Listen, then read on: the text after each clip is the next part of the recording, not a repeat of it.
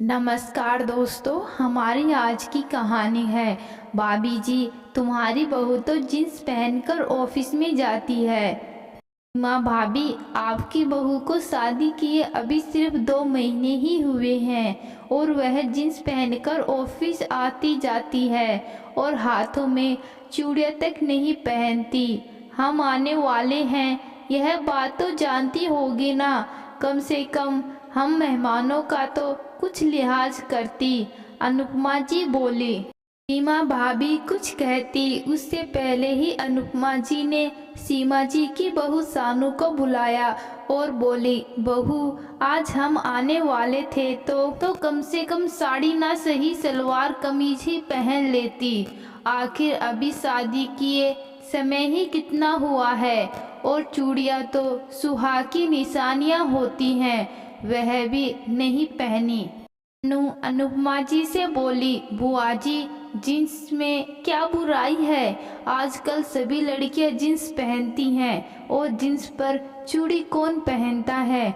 मैं office jeans पहनकर ही जाती हूँ। क्या हम लड़कियों को अपने सपने पूरे करने का कोई अधिकार नहीं? हाँ, मैंने आपकी सेवा में तो कोई कमी नहीं छोड़ी ना।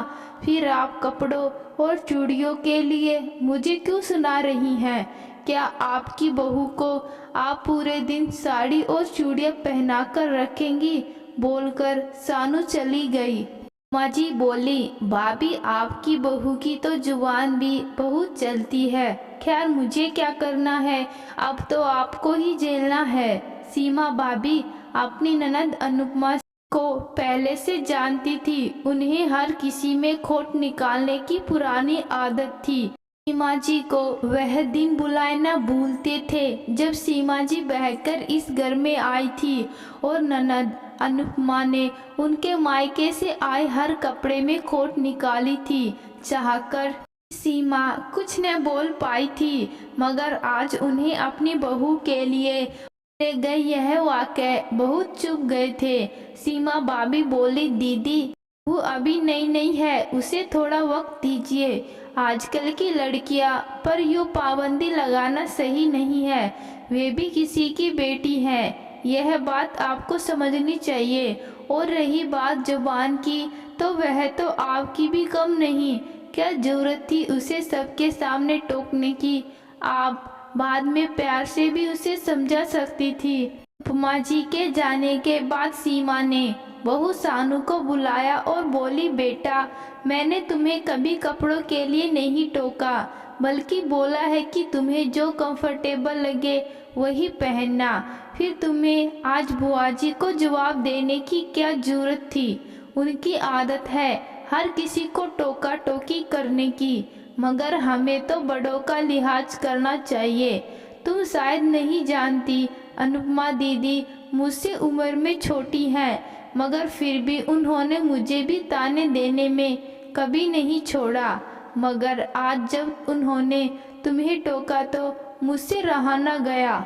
अनु बोली, सॉरी मम्मा, मैंने शायद आपकी दी गई आज़ादी का कुछ ज़्यादा ही फ़ायदा उठा लिया। सीमा जी बोली, बेटा बात फ़ायदा उठाने की नहीं है, बात है संस्कारों की। चलो कोई बात नहीं, तुम मेरी एक बात मानोगी? सानू चहककर बोली, हाँ मम्मा बोलिए।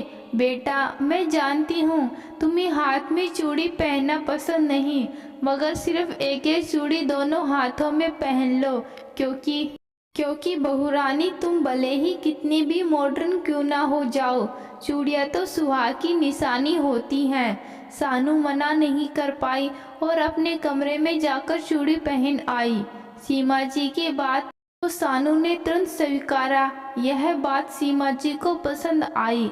सानू बोली, मम्मा आपको कहाँ हुक्म, सर आँखों पर है। दरअसल बात कहने का एक तरीका होता है। हमेशा मैंने देखा है कि हम लड़कियों को झुकाने वाली भी कहीं न कहीं एक औरत ही होती है, मगर यह औरतें यह क्यों नहीं समझती कि अगर एक लड़की की शादी हो जाए, इसका मतलब यह तो नहीं कि वह अपने अधूरे सपनों को जीना छोड़ देगी।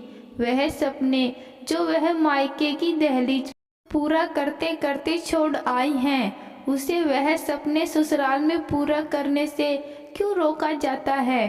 आज भी बेटी बहू में यह भेदभाव क्यों किया जाता है? सानू को भी सीमा जी के द्वारा प्यार से बोली गई बात बुरी नहीं लगी, मगर बुआजी द्वारा दिए गए ताने सही नहीं लगे। सानू बोली, मम्मा, बुआजी की बेटी रिंकी खुद तो पूरे दिन शॉर्ट्स पहने रहती है, फिर वह मेरे जींस पहनने पर खफा क्यों है? सीमा जी बोली, बेटा क्योंकि वे आज भी पुराने ख्यालों में जी रही हैं। ऐसे लोगों की सोच ही बेटी बहू में फर्क करवाती है, वरना तुम तो जानती हो मेरे लिए साची और तुम में कोई फर्क नहीं। सानू बोली, मम्मा इसलिए तो मैंने यह चूड़ियाँ पहन ली क्योंकि मैं जानती हूँ आप मुझे समझती हैं। आज इतने वर्षों पश्चात सानू ऑफिस और घर दोनों अच्छे से संभालती है और आज भी हमेशा जींस पहने दिखती है, मगर हाथ में से कभी चूड़ियाँ नहीं उतारती। इसलिए नहीं कि वह भी इस प्रथा को मानती है, बल्कि इसलिए कि उन चूड़ियों में सासू माँ का प्यार झलकता है। दोस्तों, आज की कहानी आपको कैसी लगी कमेंट बॉक्स में ज़रूर बताना। धन्यवाद।